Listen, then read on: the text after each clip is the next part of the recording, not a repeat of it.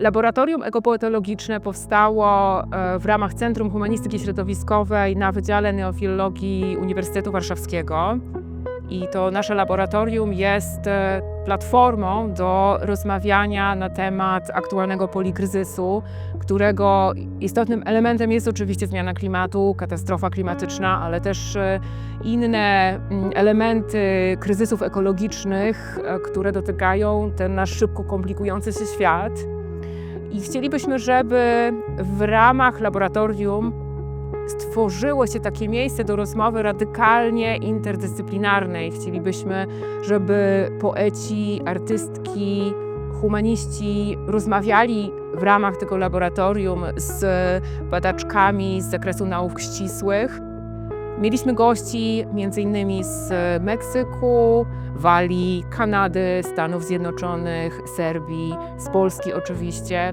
Całkiem niedawno odbył się taki warsztat ekolabowy w Belgradzie, właśnie w Serbii, razem z aktywistami i artystami, poetkami serbskimi. No a kilka dni temu również współorganizowaliśmy warsztaty ekokrytyczne, ekolabowe w Łódzku, w Ukrainie. I tam pracowaliśmy z lokalnymi pisarkami, pisarzami, działaczami ekologicznymi, aktywistami, generalnie z wspaniałymi młodymi ludźmi, którzy tworzą współczesną ukraińską myśl ekokrytyczną.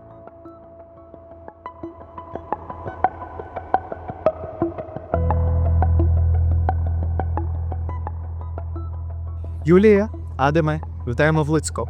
Welcome to the second edition of the EcoLab in Lutsk, Ukraine. Адам Дікінсон, поет, викладач Брокського університету Онтаріо, Канада, дослідник альтернативних форм поетичної композиції. Adam, you're welcome. I'm interested in how the outside, the environment, writes the inside of our bodies. Northern rivers are warmed by the paper mill's piss, which, like making the world safe for democracy, slowly leaked into my childhood, yellowing the lipophilic paperbacks of my adipose fat. Dzień dobry. Chciałam się przywitać po polsku, bo właściwie rozumiemy się nawzajem bardzo dobrze, ale teraz już przejdę na angielski, bo tak się umówiłyśmy, że będę mówić po angielsku. That I very moved to be coming back to Lutz again. I was here in July of the last year, of the previous year, right? Yeah.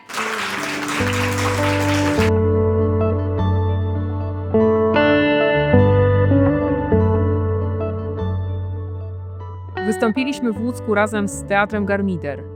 Nasze czytanie zostało wplecione w performans oparty na wierszach ukraińskich poetów, w tym Maksyma Krywcowa, który zginął w styczniu zeszłego roku. W wierszu Krywcowa pojawia się marzenie o wiośnie, żeby już przyszła i żeby zakwitnąć fiołkami. Następnego dnia odbyły się warsztaty ekokrytyczne z uczestnikami, którzy przyjechali z wielu ukraińskich miast. Właśnie tu, w Ukrainie, pomimo trudnej sytuacji, warto zadawać pytania o przyszłość, także w kontekście ludzkich relacji z Ziemią.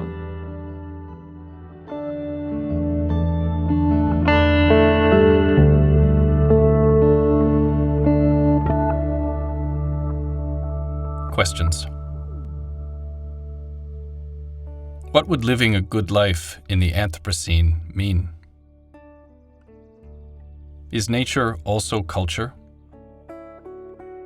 What time is it? How can one find hope or joy amidst extinctions, genocides, and violence? How does one grieve in this moment? How to imagine a livable future?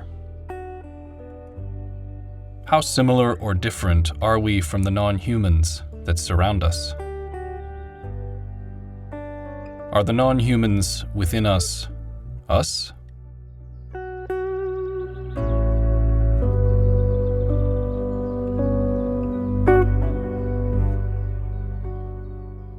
Jesteśmy w parku akcji Burza w Warszawie. To jest park u podnóża kopca Powstania Warszawskiego. Nowe miejsce na mapie Warszawy zaprojektowane przez dwie warszawskie pracownie, Archigrest i Toposcape. If we can have a conversation that involves different epistemologies, that involves different knowledge producing practices, then we can come up with a kind of adequate, modern, multifaceted competence, perhaps to describe where we are, and then maybe to think about where we go from this place.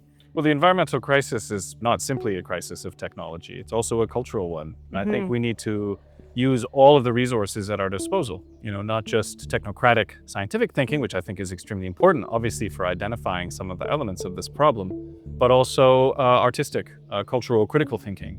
In my own case, I'm very interested in working with scientists, and I've worked in laboratories.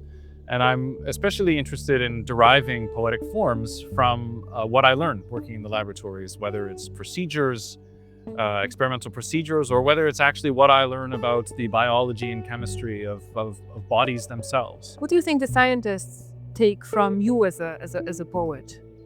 I think I offer them the opportunity to play inside their discipline. My shorthand for art is like frames of signification that you just shift a bit, right? This is the way that you've conventionally looked at the world, and art makes you kind of look at it from over here. And you're not necessarily solving the problems, but you're inviting questions and reorientations to the problem itself. And I feel like that's what I was trying to do. So this is based on this thought that is still surprising after all these years that I know that birds don't sing for us. Wish we one wash, whisk, wings, one warble, water, where went, what wind, what way, whipping one wait.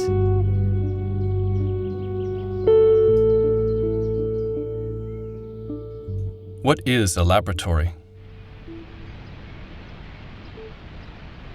Traditionally, it is a space of control, replication, and isolation. In the Anthropocene, however, where the boundaries between nature and culture, body and environment are destabilized, the very notion of a laboratory demands rethinking. If the Earth itself becomes a kind of unintended laboratory, one in which human activity has initiated vast chemical, climatic, and biological experiments, then so too must our epistemologies and poetics adapt. Crawford Lake, not far from the city of Toronto, is a kind of natural laboratory of the Anthropocene. Here, human activity is inscribed into geological and ecological processes, and the Earth itself emerges as an archive of unintended experimentation. The lake's deep waters, where layers do not mix, preserve an unusually detailed and continuous sedimentary record, capturing the molecular signatures of industrialization, nuclear fallout, fossil fuel combustion, and shifts in vegetation due to human land use, including pre-contact indigenous agriculture. Crawford Lake is a reactive and recording body, a site where the cumulative effects of human presence are written into the geological substrate. An Anthropocene laboratory, the lake attracts attention and collaboration from scientists, philosophers, artists, historians, and educators. It is a place where sediment becomes testimony, and where science and poetics alike must learn to read the chemical grammar of our entanglement with the earth.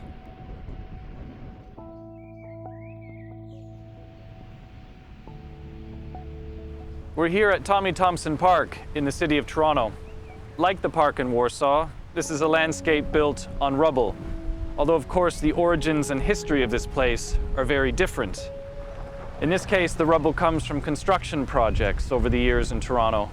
Bricks, stones, and earth were excavated and deposited into Lake Ontario to form a peninsula. Over time, a landscape and ecosystem have developed here, home now to diverse plant, bird, and animal species. Unlike Crawford Lake's passive sedimentary record, Tommy Thompson Park is a constructed landscape born of urban excess. It is an accidental experiment in urban ecology where human refuse has become a medium for rewilding. If Crawford Lake serves as a geological archive, Tommy Thompson Park is more like an open-air field experiment where questions of restoration, succession, contamination, and multi-species habitation unfold in real time.